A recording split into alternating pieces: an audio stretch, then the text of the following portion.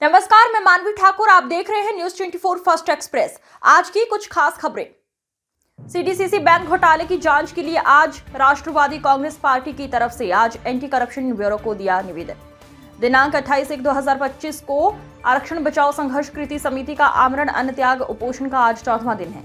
Rashtrawadi Congress party के शरद पवार गुट के शहर अध्यक्ष दीपक जायसवाल व उपाध्यक्ष राहुल देवतड़े व शहर महासचिव सुहास पिंगे ने एंटी करप्शन ब्यूरो के उप विभाग अधिकारी को निवेदन देते हुए सीडीसीसी बैंक में जो भर्ती प्रक्रिया हुई है, इसमें करोड़ों का घोटाला हुआ है, इसकी सतर्कता से जांच कर कार्यवाही की जाए।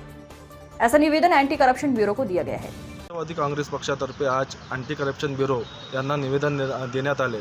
निवेदन देण्याचे कारण असे आहे की जे सीडीसीसी बँकेच्या आर्थिक घोटाळा परीक्षेमध्ये जो एवढ्या मोठ्या प्रमाणात झाला आहे, त्यामुळे राष्ट्रवादी काँग्रेस पक्षातर्फे अँटी करप्शन ब्युरोला आज निवेदन देण्यात आले।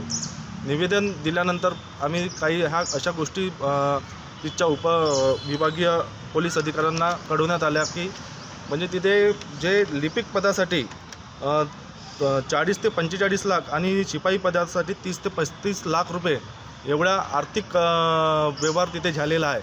तर हा व्यवहार उजेडात आणण्यासाठी आम्ही आज राष्ट्रवादी काँग्रेस पक्षातर्फे अँटी ब्युरो करप्शनला पत्रव्यवहार केले।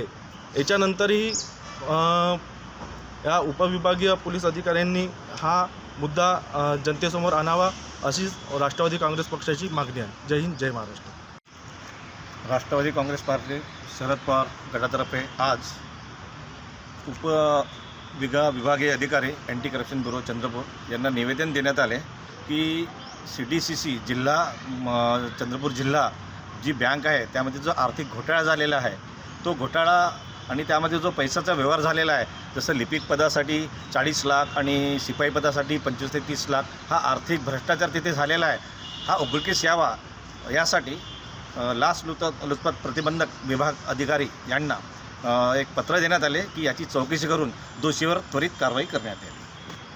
हर खबर का अपडेट पाने के लिए बने रहिए न्यूज 24 फर्स्ट एक्सप्रेस के साथ। नमस्कार।